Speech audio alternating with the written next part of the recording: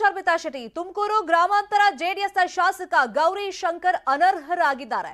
ಅನರ್ಹ ಆದೇಶವನ ಬಳಿಕ 1 ತಿಂಗಳು ತಡೆಯನ್ನ ಕೊಟ್ಟಿದೆ ಈಗ ಹೈಕೋರ್ಟ್. 2018ರಲ್ಲಿ ಮತದಾರರಿಗೆ ಗೌರಿ ಶಂಕರ್ ನಕಲಿ ಬಾಂಡ್ಗಳನ್ನ ಹಂಚಿದ್ದಾರೆ. ನಕಲಿ ಬಾಂಡ್ ಆಮಿಷ ಒಡ್ಡಿ ಅಕ್ರಮವಾಗಿ ಚುನಾವಣೆಯಲ್ಲಿ ಗೆದ್ದಿದ್ದಾರೆ ಅಂತ ಹೇಳಿ ಆರೋಪ ಮಾಡಿ ಮಾಜಿ ಶಾಸಕ ಸುರೇಶ್ ಗೌಡ ಕಾನೂನಾತ್ಮಕವಾಗಿ ಹೋರಾಟಕ್ಕೆ ಮೊರೆ ಹೋಗಿದ್ರು. ಸುದೀರ್ಘವಾಗಿ 5 ವರ್ಷಗಳ ವಿಚಾರಣೆ ಬಳಿಕ ಇವತ್ತು ಕೋರ್ಟ್ ಒಂದು ಮಹತ್ವದ ತೀರ್ಪನ್ನ ಕೊಡ್ತು, ಅಂದ್ರೆ ಅನರ್ಹ ಮಾಡ್ತು. ಆದ್ರೆ ಗೌರಿ ಶಂಕರ್ ಪರ ವಕೀಲರು ರಿಕ್ವೆಸ್ಟ್ ಮಾಡ್ಕೊಂಡ್ರು ಕೋರ್ಟ್ಗೆ, ಇಲ್ಲ ಈಗ ಎಲೆಕ್ಷನ್ ಇರೋದ್ರಿಂದ ಈ ತರ ಅನರ್ಹ ಮಾಡ್ಬಿಟ್ರೆ ಸಮಸ್ಯೆ ಆಗುತ್ತೆ, ಅದಕ್ಕೆ ನೀವು ಈ ಆದೇಶಕ್ಕೆ ತಡೆಯನ್ನ ಕೊಡಬೇಕು, ಚುನಾವಣೆ ಘೋಷಣೆ ಆಗಿರೋದ್ರಿಂದ ಅಂತ ಮನವಿ ಮಾಡ್ಕೊಂಡಿದ್ರಿಂದ ಆದೇಶಕ್ಕೆ 1 ತಿಂಗಳ ಕಾಲ ಹೈಕೋರ್ಟ್ ತಡೆಯನ್ನ ನೀಡಿದೆ. ಇನ್ನು ನಕಲಿ ಬಾಂಡ್ ಆಮಿಷ ಒಡ್ಡಿ ಅಕ್ರಮವಾಗಿ ಗೆದ್ದಿದ್ದಂತ ಆರೋಪದ ಹಿನ್ನೆಲೆಯಲ್ಲಿ ಶಾಸಕ ಗೌರಿ ಶಂಕರನ್ನ ಹೈಕೋರ್ಟ್ನ ಏಕಸದಸ್ಯ ಪೀಠ ಅನರ್ಹಗೊಳಿಸಿತ್ತು. ಆದೇಶ ತಡೆ ನೀಡುವಂತೆ ಗೌರಿಶಂಕರ್ ಪರ ವಕೀಲರು ಮನವಿ ಮಾಡಿದ್ರಿಂದ ಚುನಾವಣೆ ಘೋಷಣೆ ಆಗಿದ್ರಿಂದ ಈಗ ಅವ್ರ ಮುಂದೆ ಇರುವಂತ ಆಪ್ಷನ್ಸ್ ಏನು, ಸಹಜವಾಗಿ ಕಾನೂನಾತ್ಮಕವಾಗಿ ಅವ್ರ ಮುಂದೆ ಒಂದಿಷ್ಟು ಆಪ್ಷನ್ಸ್ ಇದೆ. 2018ರಲ್ಲಿ ಅಕ್ರಮ ಆಗಿತ್ತು ಅಂತ ಹೇಳಿ ಮಾಜಿ ಶಾಸಕ ಸುರೇಶ್ ಗೌಡ್ರು ಆರೋಪವನ್ನ ಮಾಡಿದ್ರು. ಕೋರ್ಟಿಗೆ ಒಂದು ಅರ್ಜಿಯನ್ನು ಕೂಡ ಹಾಕಿದ್ರು. ಮತದಾರರಿಗೆ ಬಾಂಡ್ ನೀಡಿದಂತ ಆಮಿಷ ಅದು 32,000 ವಯಸ್ಕರಿಗೆ ಜೊತೆಗೆ 16,000 ಮಕ್ಕಳಿಗೆ ನಕಲಿ ಬಾಂಡ್ ವಿತರಣೆ ಮಾಡಿದ್ದಾರೆ ಅಂತ ಹೇಳಿ ಆಮಿಷವನ್ನ ಒಡ್ಡಿ ಇವರು ಚುನಾವಣೆಯಲ್ಲಿ ಅಕ್ರಮವಾಗಿ ಗೆದ್ದಿದ್ರು ಅಂತ ಹೇಳಿ ಆರೋಪವನ್ನ ಮಾಡಿದ್ರು. ಇದೇ ವಿಚಾರವಾಗಿ ಡೀಟೇಲ್ ಆಗಿ ಇನ್ಫಾರ್ಮೇಶನ್ ಕೊಡೋದಕ್ಕೆ ನೇರ ಸಂಪರ್ಕದಲ್ಲಿ ಜಾಯಿನ್ ಆಗಿದ್ದಾರೆ ನಮ್ಮ ರಿಪೋರ್ಟರ್ ಮಂಜುನಾಥ್. ಯಾವ್ಯಾವ ಸೆಕ್ಷನ್ಗಳ ಆಧಾರದ ಅಡಿಯಲ್ಲಿ ಕೋರ್ಟ್ ತೀರ್ಪನ್ನ ಕೊಡ್ತು? ಈಗ 1 ತಿಂಗಳ ಸಮಯಾವಕಾಶ ಅವ್ರಿಗೆ ಸಿಕ್ಕಿದೆ, ಅಂದ್ರೆ ಸ್ವಲ್ಪ ಮಟ್ಟಿಗೆ ಒಂದು ರಿಲೀಫ್ ಸಿಕ್ಕಿರೋದ್ರಿಂದ ಅವ್ರ ಮುಂದಿರುವಂತ ಆಪ್ಷನ್ಸ್.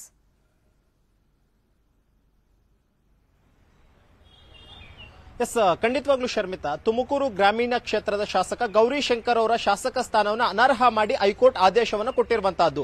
ಇನ್ನೂ ಕೂಡ 2018ರಲ್ಲಿ ಏನು ವಿಧಾನಸಭಾ ಚುನಾವಣೆ ಆಯಿತು, ಚುನಾವಣೆ ರಿಸಲ್ಟ್ ಆದಂತಹ ಬಳಿಕ ಅಲ್ಲಿ ಪರಾಜಿತ ಅಭ್ಯರ್ಥಿ ಆಗಿತ್ತು ಸುರೇಶ್ ಗೌಡ ಒಂದು ತಕರಾರು ಅರ್ಜಿಯನ್ನು ಕೂಡ ಹೈಕೋರ್ಟ್ಗೆ ಹಾಕೊಂಡಿದ್ರು.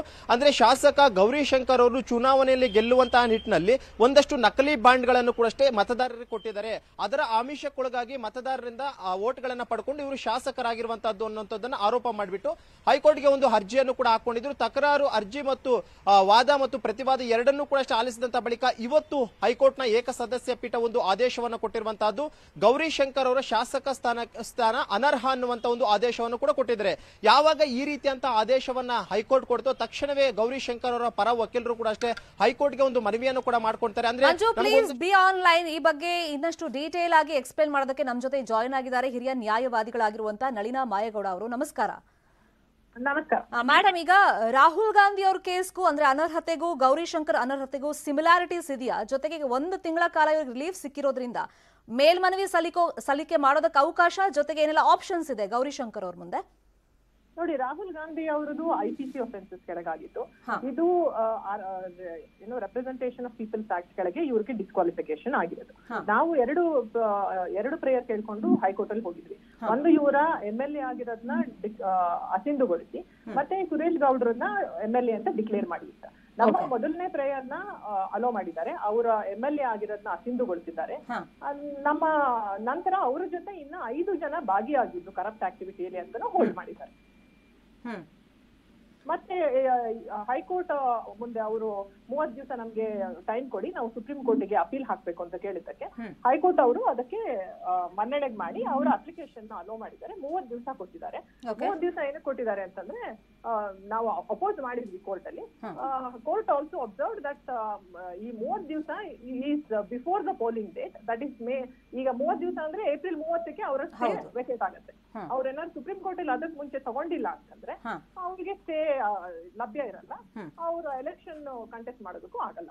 ಓಕೆ, ನಾನು ಅದನ್ನೇ ಕೇಳ್ಬೇಕು ಅಂತಿದ್ದೆ. ಈಗ 1 ತಿಂಗಳ ಸಮಯದಲ್ಲಿ ಅವರು ಸುಪ್ರೀಂ ಕೋರ್ಟ್ ಮೊರೆ ಹೋಗ್ಬೇಕು, ಅಕಸ್ಮಾತ್ ಅದು ಸಾಧ್ಯ ಆಗಿಲ್ಲ ಅಂತಂದ್ರೆ ಅವರು ಎಲೆಕ್ಷನ್ಗೆ ನಿಲ್ಲಕ್ ಆಗಲ್ಲ ಅಂತ ಹೇಳಿ. ಬಟ್ ಸುಪ್ರೀಂ ಕೋರ್ಟ್ ಅಲ್ಲಿ ಈಗ ಫಾರ್ ಎಕ್ಸಾಂಪಲ್ ನಾವು ಹೈಕೋರ್ಟ್ ಅಲ್ಲೇ ತಗೊಂಡ್ರೆ 5 ವರ್ಷಗಳ ಕಾಲ ಸುದೀರ್ಘವಾಗಿ ವಿಚಾರಣೆ ಆಯ್ತು. ಸುಪ್ರೀಂ ಕೋರ್ಟ್ ತುರ್ತಾಗಿ ಇದನ್ನ ಕೈಗೆತ್ಕೊಳ್ಳುತ್ತಾ ವಿಚಾರಣೆಯನ್ನ? ಅದನ್ನ ನೋಡ್ಬೇಕಾಗತ್ತೆ. ಅದು ಆದ್ರೆ 5 ಬಾರಿ ಅವರು SLP ಹೋಗಿ ಬಂದ್ರು, 5 ಬಾರಿನೂ ಅನ್ಸಕ್ಸಸ್ಫುಲ್ ಆಗಿದ್ದಾರೆ. ಓಕೆ, ಇದೇ ಪ್ರಕರಣದಲ್ಲಿ ಅವರು ಆಗ್ಲೇ 4-5 ಬಾರಿ ಸುಪ್ರೀಂ ಕೋರ್ಟ್ ಮೆಟ್ಲತ್ತಿ ಬಂದಿದ್ದಾರೆ ವಾಪಸ್.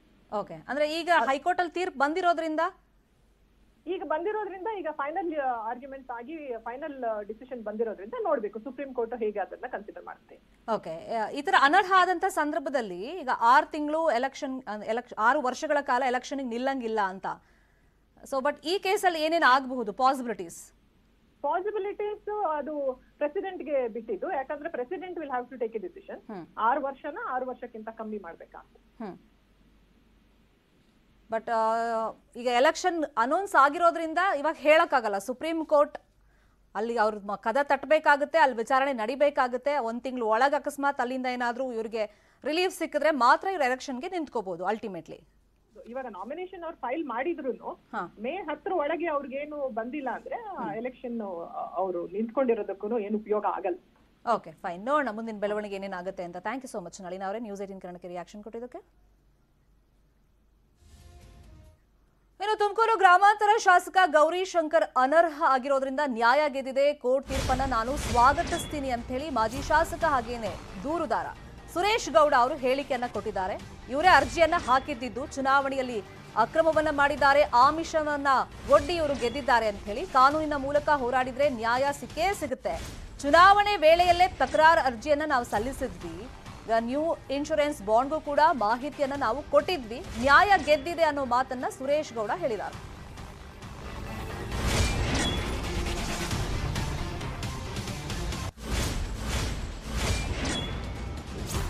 ಅದರಿಂದ ನಾನು ಕೋರ್ಟ್ ಅಲ್ಲಿ ಕೊಟ್ಟಂತ ಆದೇಶವನ್ನು ನಾನು ಸ್ವಾಗತ ಮಾಡ್ತೇನೆ, ನಾನು ಅಭಿನಂದನೆಗಳನ್ನು ಸಲ್ಲಿಸ್ತೇನೆ. ಈ ದೇಶದ ಕಾನೂನು ಇನ್ನೂ ಗಟ್ಟಿಯಾಗಿದೆ. ಈ ದೇಶದಲ್ಲಿ ಯಾರೇ ಅಕ್ರಮ ಮಾಡಿದ್ರೆ ಕಾನೂನಾತ್ಮಕವಾಗಿ ಹೋರಾಟ ಮಾಡಿದ್ರೆ ಗೆಲ್ಲಬಹುದು ಅನ್ನೋದು ಸಂದೇಶವನ್ನ ಇವತ್ತು ಕರ್ನಾಟಕದಲ್ಲಿ ದೇಶಕ್ಕೆ ಸಂದೇಶ ಕಳಿಸುವಂತ ಒಂದು ಆದೇಶವನ್ನ ನನ್ನ ಮುಖಾಂತರ ನಾನು ಅಭಿನಂದನೆಗಳನ್ನ ಹೈಕೋರ್ಟ್ಗೆ ಸಲ್ಲಿಸ್ತೇನೆ. ಗೆದ್ದಿದೆ, ಅದರಿಂದ ನಾನು ಕೋರ್ಟ್ ಅಲ್ಲಿ ಕೊಟ್ಟಂತ ಆದೇಶವನ್ನು ನಾನು ಸ್ವಾಗತ ಮಾಡ್ತೇನೆ, ನಾನು ಅಭಿನಂದನೆಗಳನ್ನು ಸಲ್ಲಿಸ್ತೇನೆ. ಈ ದೇಶದ ಕಾನೂನು ಇನ್ನೂ ಗಟ್ಟಿಯಾಗಿದೆ. ಈ ದೇಶದಲ್ಲಿ ಯಾರೇ ಅಕ್ರಮ ಮಾಡಿದ್ರೆ ಕಾನೂನಾತ್ಮಕವಾಗಿ ಹೋರಾಟ ಮಾಡಿದ್ರೆ ಗೆಲ್ಲಬಹುದು ಅನ್ನೋದು ಸಂದೇಶವನ್ನ ಇವತ್ತು ಕರ್ನಾಟಕದಲ್ಲಿ ದೇಶಕ್ಕೆ ಸಂದೇಶ ಕಳಿಸುವಂತ ಒಂದು ಆದೇಶವನ್ನ ನನ್ನ ಮುಖಾಂತರ ನಾನು ಅಭಿನಂದನೆಗಳನ್ನ ಹೈಕೋರ್ಟ್ಗೆ ಸಲ್ಲಿಸ್ತೇನೆ. ಗೆದ್ದಿದೆ, ಅದರಿಂದ ನಾನು ಕೋರ್ಟ್ ಅಲ್ಲಿ ಕೊಟ್ಟಂತ ಆದೇಶವನ್ನು ನಾನು ಸ್ವಾಗತ ಮಾಡ್ತೇನೆ. ಮಾಜಿ ಸಿಎಂ ಸಿದ್ದರಾಮಯ್ಯ ವರುಣಾ ಕ್ಷೇತ್ರದಿಂದ ನಿಲ್ಲೋದು ಫಿಕ್ಸ್ ಆಗಿದ್ದಾಗಿದೆ. ಹಾಗಾಗಿ ಬಿಜೆಪಿಯಿಂದ ಎದುರಾಳಿಯಾಗಿ ಯಾರು ನಿಲ್ತಾರೆ, ವರುಣಾದಲ್ಲಿ ಈ ಬಾರಿ ಟಫ್ ಫೈಟ್ ಆಗುತ್ತಾ ಅನ್ನೋ ಕುತೂಹಲ ಇದೆ. ಸಿದ್ದರಾಮಯ್ಯ ವಿರುದ್ಧವಾಗಿ ವಿಜಯೇಂದ್ರ ಅಖಾಡಕ್ಕೆ ಇಳಿತಾರಾ ನೋಡಬೇಕು. ವಿಜಯೇಂದ್ರ ಸ್ಪರ್ಧೆ ಬಗ್ಗೆ ಯಡಿಯೂರಪ್ಪನವರು ಸುಳಿವನ್ನ ಕೊಟ್ಟಿದ್ದಾರೆ. ಮೊನ್ನೆ ತಾನೇ ಯಡಿಯೂರಪ್ಪ ಅವರ ನಿವಾಸಕ್ಕೆ ಅಮಿತ್ ಶಾ ಅವರು ಬಂದಂತ ಸಂದರ್ಭದಲ್ಲೂ ಈ ವಿಷಯವಾಗಿ ಸುದೀರ್ಘವಾಗಿ ಚರ್ಚೆ ಆಗಿದೆ. ನೋಡೋಣ ಹೈಕಮಾಂಡ್ ನಾಯಕರು ಏನ್ ಡಿಸೈಡ್ ಮಾಡ್ತಾರೆ ಅದ್ರ ಪ್ರಕಾರ ನಡ್ಕೊಳ್ತೀನಿ ಅಂತ ವಿಜಯೇಂದ್ರ ಅವರು ಕೂಡ ಮಾಧ್ಯಮದ ಮುಂದೆ ಸ್ಟೇಟ್ಮೆಂಟ್ ಅನ್ನ ಕೊಟ್ಟಿದ್ರು. ಈಗ ವರುಣಾದಲ್ಲಿ ವಿಜಯೇಂದ್ರ ಸ್ಪರ್ಧೆ ಬಗ್ಗೆ ಚರ್ಚೆ ಆಗ್ತಾ ಇದೆ. ವರುಣಾದಲ್ಲಿ ಈ ಬಾರಿ ಪ್ರಬಲ ಅಭ್ಯರ್ಥಿಯನ್ನ ಹಾಕ್ತೀವಿ, ವರುಣಾದಲ್ಲಿ ಸಿದ್ದರಾಮಯ್ಯ ಗೆಲುವು ಅಷ್ಟು ಸುಲಭ ಇರಲ್ಲ ಅಂತ ಹೇಳಿ ಯಡಿಯೂರಪ್ಪನವರು ಸ್ಟೇಟ್ಮೆಂಟ್ ಅನ್ನ ಕೊಟ್ಟಿದ್ದಾರೆ. ಸಿದ್ದರಾಮಯ್ಯಗೂ ಗೊತ್ತಿದೆ ಅವ್ರ ನೆಲ ಕುಸಿತಾ ಇದೆ ಅಂತ ಹೇಳಿ. ವರುಣಾದಲ್ಲಿ ಈ ಬಾರಿ ಟಫ್ ಫೈಟ್ ಆಗೇ ಆಗುತ್ತೆ ಅಂತ ಹೇಳಿ BSY ಹೇಳಿದ್ದಾರೆ.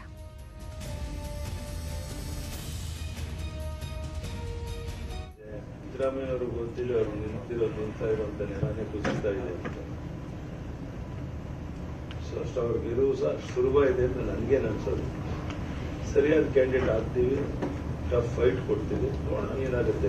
ಅದನ್ನ ತೀರ್ಮಾನ ನಮ್ಮ ನ್ಯಾಷನಲ್ ಲೀಡರ್ಶಿಪ್ ಏನ್ ತೀರ್ಮಾನ ತಗೊಳುತ್ತೆ ಅದನ್ನ ಚರ್ಚೆ ನಡೀತಾ ಇದೆ. ಸಿದ್ದರಾಮಯ್ಯವರು ಗೊತ್ತಿಲ್ಲ, ಅವರು ನಿಂತಿರೋದು ಅಂತ ಇರುವಂತ ನೆಲನೇ ಕುಸಿತಾ. ಈಗ ಮುಂಚಿತವಾಗಿಯೂ ಕೂಡ ಬಿಜೆಪಿಯಲ್ಲಿ ಈ ಬಗ್ಗೆ ಚರ್ಚೆಗಳು ನಡೀತಲೇ ಇತ್ತು. ಸಿದ್ದರಾಮಯ್ಯ ಅವರು ವರುಣಾ ಕ್ಷೇತ್ರದಿಂದ ಸ್ಪರ್ಧೆ ಮಾಡಿದ್ರೆ ಪ್ರಬಲ ಎದುರಾಳಿಯನ್ನ ತಮ್ಮ ಪಕ್ಷದಿಂದ ಹಾಕಬೇಕು ಅಂತ ಹೇಳಿ. ಇದೇ ವಿಷಯವಾಗಿ ಇನ್ನಷ್ಟು ಡೀಟೇಲ್ ಆಗಿ ಇನ್ಫಾರ್ಮೇಶನ್ ಕೊಡೋದಕ್ಕೆ ನೇರ ಸಂಪರ್ಕದಲ್ಲಿ ಜಾಯಿನ್ ಆಗಿದ್ದಾರೆ ನಮ್ಮ political bureau reporter Krishna. Amit Shah ಅವರು ಮೊನ್ನೆ ಯಡಿಯೂರಪ್ಪನವ್ರ ನಿವಾಸಕ್ಕೆ ಬಂದಾಗಲೂ ಕೂಡ ಸುದೀರ್ಘವಾಗಿ ಈ ವಿಷಯದ ಬಗ್ಗೆ ಚರ್ಚೆ ಆಗಿತ್ತು. ಇನ್ಫ್ಯಾಕ್ಟ್ ಹಂಗ್ ನೋಡೋಕೋದ್ರೆ 2018ರಲ್ಲೇ ವರುಣಾ ಕ್ಷೇತ್ರದಿಂದ ಆಯ್ಕೆಯನ್ನ ಬಯಸಿ ವಿಜಯೇಂದ್ರ ಅವರು ಹೈಕಮಾಂಡ್ನ ಕದವನ್ನ ತಟ್ಟಿದ್ರು. ಅದ್ರ ಲಾಸ್ಟ್ ಮಿನಿಟ್ ಅಲ್ಲಿ ಟಿಕೆಟ್ ಮಿಸ್ ಆಗಿತ್ತು. ಬಟ್ ಸಿದ್ದರಾಮಯ್ಯ ಎದುರಾಳಿಯಾಗಿ ವಿಜಯೇಂದ್ರ ಫಿಕ್ಸ್ ಆದ್ರೆ ಯಾವ ತರ ಟಫ್ ಅಲ್ಲಿ ಒಂದು ಫೈಟ್ ನಡೀಬಹುದು?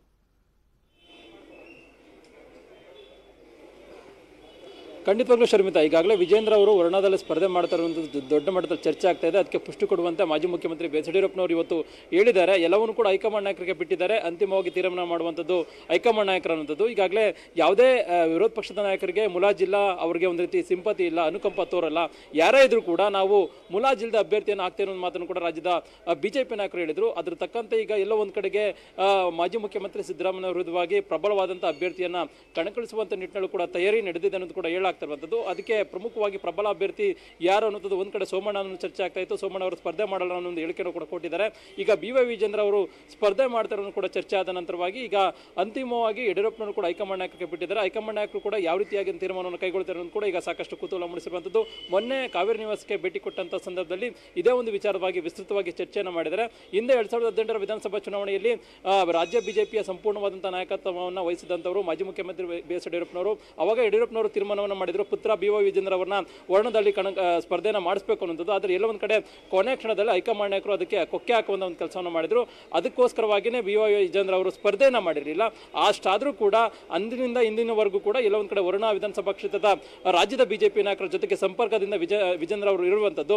ಹೀಗಾಗಿ 2 ಕ್ಷೇತ್ರದಲ್ಲಿ ಸ್ಪರ್ಧೆ ಮಾಡೋದಕ್ಕೆ ನಿಜವಾಗ್ಲೂ ಕೂಡ ಹೈಕಮಾಂಡ್ ನಾಯಕರು ಒಪ್ತಾರ ಅನ್ನೋದು ಕೂಡ ಈಗ ಸಾಕಷ್ಟು ಪ್ರಶ್ನೆ ಆಗಿರುವಂತದ್ದು. ಯಾಕಂದ್ರೆ ಈಗಾಗಲೇ 75 ವರ್ಷ ಮೇಲ್ಪಟ್ಟವರಿಗೂ ಕೂಡ ಟಿಕೆಟ್ ಸಿಗಲ್ಲ ಅನ್ನೋದು ಕೂಡ ಹೇಳಲಾಗ್ತಾ ಇದೆ. ಮತ್ತೆ 2 ಕ್ಷೇತ್ರಗಳಲ್ಲೂ ನಿಲ್ಲುವಂತ ವಿಚಾರವೂ ಕೂಡ ಸ್ಪಷ್ಟನೆ ಇಲ್ಲ. ಹೀಗಾಗಿ ಎಲ್ಲವೂ ಕೂಡ ಗೊಂದಲ ಮಾತ್ರ ನಿರ್ಮಾಣ ಆಗಿರುವಂತದ್ದು ರಾಜ್ಯ ಬಿಜೆಪಿಯಲ್ಲಿ. ಮತ್ತೆ ಮಾಜಿ ಮುಖ್ಯಮಂತ್ರಿ ಸಿದ್ದರಾಮಯ್ಯ ಕೂಡ ವರುಣಾದಲ್ಲಿ ಸ್ಪರ್ಧೆ ಮಾಡೋದಕ್ಕೆ ಈಗಾಗಲೇ ಎಲ್ಲ ಸಿದ್ಧತೆಯನ್ನು ಮಾಡ್ಕೊಂಡಿದ್ದಾರೆ. ಹೀಗಾಗಿ ಬರ್ತಕ್ಕಂಥ ದಿನಗಳಲ್ಲಿ ಹೈಕಮಾಂಡ್ ನಾಯಕರು ಯಾವ ರೀತಿಯಾಗಿ ಸೂಚನೆಯನ್ನು ಕೊಡ್ತಾರೆ ಅದರ ಆಧಾರದ ಮೇಲೆ ಬಿಜೆಪಿ ಅಭ್ಯರ್ಥಿ ವರುಣದಿಂದ ಯಾರಾಗ್ತಾರೆ ಅನ್ನೋದು ಭವಿಷ್ಯ ನಿರ್ಧಾರ ಆಗುತ್ತೆ ಅಂತ ಹೇಳ್ಬೋದು. ಆದ್ರೆ ಸದ್ಯಕ್ಕಂತೂ ಈಗ ಚರ್ಚೆ ಆಗ್ತಾ ಇರುವಂತಹ ವಿಚಾರವಾಗಿ ಪುಷ್ಟಿ ಕೊಟ್ಟಂತೆ ಮಾಜಿ ಮುಖ್ಯಮಂತ್ರಿ BS ಯಡಿಯೂರಪ್ಪನವರು BY ವಿಜೇಂದ್ರ ಸ್ಪರ್ಧೆ ಬಗ್ಗೆ ಹೈಕಮಾಂಡ್ ನಾಯಕರು ತೀರ್ಮಾನ ಮಾಡ್ತಾರೆ ಅನ್ನೋ ಹೇಳಿಕೆಯನ್ನು ಕೊಡೋದ್ರ ಮುಖಾಂತರವಾಗಿ ಒಂದು ರೀತಿ ಮಾಜಿ ಮುಖ್ಯಮಂತ್ರಿ ಸಿದ್ದರಾಮಯ್ಯ ಅವರಿಗೆ ಒಂದು ರೀತಿ ಶಾಕ್ ಅನ್ನು ಕೊಟ್ಟಿರುವಂತದ್ದು. Sharmita, thank you Krishna. ಈ ಕ್ಷಣದ ಅಪ್ಡೇಟ್ಸ್ಗೆ ಹುಬ್ಬಳ್ಳಿಯಲ್ಲಿ ರಾಜಕೀಯ ಜೋರಾಗ್ತಾ ಇದೆ. ಶಿಗ್ಗಾವಿಯಲ್ಲಿ ಬಿಜೆಪಿ ಹಾಗೇನೆ ಕಾಂಗ್ರೆಸ್ ರಣತಂತ್ರವನ್ನ ರೂಪಿಸ್ತಾ ಇದೆ. ಸಿಎಂ ಅನ್ನ ಸೋಲಿಸಬೇಕು ಅಂತ ಹೇಳಿ ಕಾಂಗ್ರೆಸ್ ಮಾಸ್ಟರ್ ಪ್ಲಾನ್ ಅನ್ನ ಮಾಡ್ಕೊಂಡಿದೆ. ಹಾಗಾಗಿ ಸಿಎಂ ಕೂಡ ಈಗ ಎಲ್ಲಿ ನಿಂತ್ರೆ ತಾನು ಈಸಿಯಾಗಿ ಗೆದ್ದು ಬರಬಹುದು ಅನ್ನೋ ಕ್ಷೇತ್ರದತ್ತ ಹುಡುಕಾಟವನ್ನ ನಡೆಸ್ತಾ ಇದ್ದಾರೆ, ತಲಾಶ್ ಮಾಡ್ತಾ ಇದ್ದಾರೆ. ಕುಂದಗೋಳದತ್ತ ಸಿಎಂ ಮುಖ ಮಾಡಬಹುದು ಅನ್ನೋ ಚರ್ಚೆಗಳು ನಡೀತಾ ಇದೆ. ಹಾಗಾಗಿ ತೀವ್ರ ಕುತೂಹಲ ಕೆರಳಿಸಿದೆ ಸಿಎಂ ಬಸವರಾಜ ಬೊಮ್ಮಾಯಿ ಅವರ ನಡೆ. ಅಂದ್ರೆ ರೀಸೆಂಟ್ ಆಗಿ ಅವರೇ ಹೇಳ್ಕೊಂಡಿದ್ರು ಒಂದು ಕಾರ್ಯಕ್ರಮದಲ್ಲಿ ವೇದಿಕೆ ಮೇಲೆ, ಮತ್ತೆ ಬಿಜೆಪಿ ಸರ್ಕಾರ ಅಧಿಕಾರಕ್ಕೆ ಬರುತ್ತೆ, ನಾನೇ ಸಿಎಂ ಆಗ್ತೀನಿ ಅಂತ ಅಷ್ಟು ಕಾನ್ಫಿಡೆನ್ಸ್ ಇಂದ ಹೇಳ್ಕೊಂಡವರು ಈಗ ಶಿಗ್ಗಾವಿಯಲ್ಲಿ ಗೆಲ್ಲೋದು ಕಷ್ಟ ಅನ್ನೋ ಲೆಕ್ಕಾಚಾರದಲ್ಲಿ ಇರೋದ್ರಿಂದ ಈ ಬಾರಿ ಕುಂದಗೋಳದತ್ತ ಅವರು ಮುಖ ಮಾಡಬಹುದು, ಅಲ್ಲಿಂದ ಕಂಟೆಸ್ಟ್ ಮಾಡಬಹುದು ಅನ್ನೋ ಲೆಕ್ಕಾಚಾರದಲ್ಲಿ ಇದ್ದಾರೆ. ಎನಿವೇಸ್ ಈಗ ಸಿಎಂ ಆಗಿರೋದ್ರಿಂದ ಅವರು ತೀವ್ರ ಕುತೂಹಲ ಕೆರಳಿಸಿದೆ ಅವರ ನಡೆ ಯಾವ ತರ ಇರುತ್ತೆ ಅಂತ ಹೇಳಿ. ಇನ್ನು ಕಾಂಗ್ರೆಸ್ ಕೂಡ ಒಂದು ಸಿಎಂ ಅನ್ನ ಕಟ್ ಹಾಕಬೇಕು, ಬಸವರಾಜ ಬೊಮ್ಮಾಯಿ ಅವರನ್ನ ಕಟ್ ಹಾಕಬೇಕು ಅಂತ ಹೇಳಿ ಮಾಸ್ಟರ್ ಪ್ಲಾನ್ ಅನ್ನ ಮಾಡ್ಕೊಂಡಿದೆ. ಇದೇ ವಿಚಾರವಾಗಿ ಇನ್ನಷ್ಟು ಡೀಟೇಲ್ ಆಗಿ ಇನ್ಫಾರ್ಮೇಶನ್ ಕೊಡೋದಕ್ಕೆ ನೇರ ಸಂಪರ್ಕದಲ್ಲಿ ಜಾಯ್ನ್ ಆಗಿದ್ದಾರೆ ನಮ್ಮ ರಿಪೋರ್ಟರ್ ಶಿವರಾಮ ಸುಂಡಿ. ಶಿಗ್ಗಾವಿಯಲ್ಲಿ ಗೆಲ್ಲೋದು ಅಷ್ಟು ಈಸಿ ಅಲ್ಲ ಅಂತ ಗೊತ್ತಾದ್ಮೇಲೆ ಕುಂದಗೋಳದತ್ತ ಬಸವರಾಜ ಬೊಮ್ಮಾಯಿ ಅವರು ಮುಖ ಮಾಡಿದ್ದಾರೆ. ಅಲ್ಲೂ ಕೂಡ ಟಫ್ ಫೈಟ್ ಅನ್ನು ಕೊಡೋದಕ್ಕೆ ಕಾಂಗ್ರೆಸ್ ರೆಡಿ ಆಗಿದ್ರು ಕೂಡ ಅಭ್ಯರ್ಥಿ ಆಯ್ಕೆಯಲ್ಲಿ ಗೊಂದಲ ಇದೆ. ಖಂಡಿತ ಶರ್ಮಿತಾ, ಅದನ್ನೇ ಬಂಡವಾಳ ಮಾಡ್ಕೊಂಡು ಅಂದ್ರೆ ಅಲ್ಲಿಂದನೇ ಸ್ಪರ್ಧೆ ಮಾಡಿದ್ರೆ ಸುಲಭವಾಗಿ ಗೆಲ್ಲಬಹುದು ಅನ್ನೋ ಒಂದು ಲೆಕ್ಕಾಚಾರದಲ್ಲಿ ಬಸವರಾಜ ಬೊಮ್ಮಾಯಿ ಅವರಿದ್ದಾರೆ. ಮುಖ್ಯವಾಗಿ ಏನಂದ್ರೆ ಶಿಗ್ಗಾವಿಯಲ್ಲಿ ಈಗಾಗಲೇ ಸಾಕಷ್ಟು ಆಡಳಿತ ಅಂದ್ರೆ ಸಿಎಂ ಆಗಿ ಸಾಕಷ್ಟು ಕೆಲಸ ಮಾಡಿದ್ರು ಸಹ ಏನಂದ್ರೆ ಆಡಳಿತ ವಿರೋಧಿ ಅಲೆ ಇರ್ಬೋದು ಮತ್ತು ಕಾಂಗ್ರೆಸ್ ಏನ್ ರಣತಂತ್ರ ರೂಪಿಸ್ತಾ ಇದೆ ಅಂದ್ರೆ ಪ್ರಬಲ ಅಭ್ಯರ್ಥಿಯನ್ನ ಹಾಕಲು ಮುಂದಾಗಿರೋದ್ರಿಂದಾಗಿ ಅಲ್ಲಿ ಗೆಲ್ಲೋದು ಟಫ್ ಅನ್ನೋ ಒಂದು ಮಾಹಿತಿ ಬಂದಿದೆ. ಹೀಗಾಗಿ ಹೇಗಾದ್ರೂ ಮಾಡಿದ್ರೆ ಗೆಲ್ಲಲೇಬೇಕನ್ನೋ ಒಂದು ಅನಿವಾರ್ಯತೆ ಇರುವ ಬೊಮ್ಮಾಯಿ ಅವರು ಪಕ್ಕದ ಅಂದ್ರೆ ಶಿಗ್ಗಾವಿ ಪಕ್ಕದ ಕ್ಷೇತ್ರವಾದ ಕುಂದಗೋಳದಿಂದ ಅಖಾಡಕ್ಕೆ ಇಳಿಯೋಕೆ ಒಂದು ಚಿಂತನೆ ಮಾಡಿದ್ದಾರೆ. ಕುಂದಗೋಳ ಈ ಹಿಂದೆ ಅವರ ತಂದೆನೂ ಸ್ಪರ್ಧೆ ಮಾಡಿ ಗೆದ್ದಿದ್ರು ಮತ್ತು ಅವರ ಊರು ಇರೋದು ಸಹ ಕಮಡಳ್ಳಿ ಇರೋದು ಸಹ ಕುಂದಗೋಳ ಕ್ಷೇತ್ರದಲ್ಲಿ. ಹೀಗಾಗಿ ಆ ಕುಂದಗೋಳ ಕ್ಷೇತ್ರ ಒಂದು ಸುರಕ್ಷಿತ ಕ್ಷೇತ್ರ, ನಾನು ಗೆಲ್ಲಬಹುದು ಅನ್ನೋ ಒಂದು ಲೆಕ್ಕಾಚಾರ ಬೊಮ್ಮಾಯಿ ಅವ್ರದ್ದಾಗಿದೆ. ಹೀಗಾಗಿ ಈ ನಿಟ್ಟಿನಲ್ಲಿ ಚಿಂತನೆ ಮಾಡ್ಲಿಕ್ಕೆ ಶುರು ಮಾಡಿದ್ದಾರೆ. ಯಾಕಂದ್ರೆ ಈಗೇನು ಹೈಕಮಾಂಡ್ ಬಿಜೆಪಿ ಹೈಕಮಾಂಡ್ ಸ್ಪಷ್ಟವಾಗಿ ಸೂಚನೆ ಕೊಟ್ಟಿದೆ, ಒಂದೇ ಕ್ಷೇತ್ರದಿಂದ ಸ್ಪರ್ಧೆ ಮಾಡ್ಬೇಕನ್ನೋ ಒಂದು ಸೂಚನೆ ಕೊಟ್ಟಿರೋ ಹಿನ್ನೆಲೆಯಲ್ಲಿ ಆ ಕಾರಣಕ್ಕಾಗಿನೇ ಒಂದ್ ವೇಳೆ ಶಿಗ್ಗಾವಿ ಸ್ಪರ್ಧೆ ಮಾಡ್ಲಿಕ್ಕೆ ಆಗ್ಲಿಲ್ಲ ಅಂದ್ರೆ ಕುಂದಗೋಳನ್ನ ಆಯ್ಕೆ ಮಾಡ್ಕೊಂಡು ಅಲ್ಲಿಂದ ಸ್ಪರ್ಧೆ ಮಾಡ್ಬೇಕನ್ನೋ ಒಂದು ಲೆಕ್ಕಾಚಾರದಲ್ಲಿ ಇದ್ದಾರೆ. ಈ ನಿಟ್ಟಿನಲ್ಲಿ ಆ ಒಂದು ಏನು ಈಗಾಗಲೇ ಅಮಿತ್ ಶಾ ಅವರು ರೋಡ್ ಶೋ ಸಹ ಮಾಡಿದ್ದಾರೆ ಕುಂದಗೋಳದಲ್ಲಿ. ನಂತರದಲ್ಲೂ ಸಹ ಬಿಜೆಪಿ ಸಾಕಷ್ಟು ಅಲ್ಲಿ ಕೆಲಸಗಳು ಮಾಡಿದೆ. ಹೀಗಾಗಿ ಕುಂದಗೋಳ ಸುರಕ್ಷಿತ ಕ್ಷೇತ್ರ ಆಗ್ಬಹುದು ಅನ್ನೋ ಒಂದು ಲೆಕ್ಕಾಚಾರದಲ್ಲಿ ಬೊಮ್ಮಾಯಿ ಅವರು ಇದ್ದಾರೆ. ಒಂದ್ ವೇಳೆ ಹೈಕಮಾಂಡ್ ಗ್ರೀನ್ ಸಿಗ್ನಲ್ ಕೊಟ್ರೆ ಮತ್ತು ಬೊಮ್ಮಾಯಿ ಮನಸ್ಸು ಮಾಡಿದ್ರೆ ಕುಂದಗೋಳದಿಂದ ಸ್ಪರ್ಧೆ ಮಾಡೋದು ಬಹುತೇಕ ಖಚಿತ. ಶರ್ಮಿತಾ, ಥ್ಯಾಂಕ್ ಯು ಶಿವರಾಮ ಸುನಿ ತಮ್ಮೆಲ್ಲ ಅಪ್ಡೇಟ್ಸ್ಗೆ. ಮತ್ತಷ್ಟು ಸುದ್ದಿ ನೋಡೋಣ ಬ್ರೇಕ್ ಆದ್ಮೇಲೆ. Welcome back. ದೈವ ನರ್ತನದ ವೇಳೆ ದೈವ ನರ್ತಕ ಸಾವನ್ನಪ್ಪಿರುವಂತ ಘಟನೆ ನಡೆದಿದೆ. ಕುಸ್ತು ಬಿದ್ದು ದೈವ ನರ್ತಕ ಪುತ್ತೂರಿನ ಇಡ್ಯಡ್ಕದಲ್ಲಿ ಸಾವನ್ನಪ್ಪಿದ್ದಾರೆ. ಎಡಮಂಗಲ ಗ್ರಾಮದ ದೈವ ನರ್ತಕ ಕಾಂತು ಅನ್ನೋರು ಮೃತಪಟ್ಟಿರುವುದು. ದೈವ ನರ್ತಕ ಸಂದರ್ಭದಲ್ಲಿ ಹೃದಯ ಸ್ತಂಭನ ಆಗಿದೆ, ಅವರಿಗೆ ಕುಸ್ತು ಬಿದ್ದಿದ್ದಾರೆ. ಕಾಂತು ಅವರು ಮೃತಪಟ್ಟಿದ್ದಾರೆ.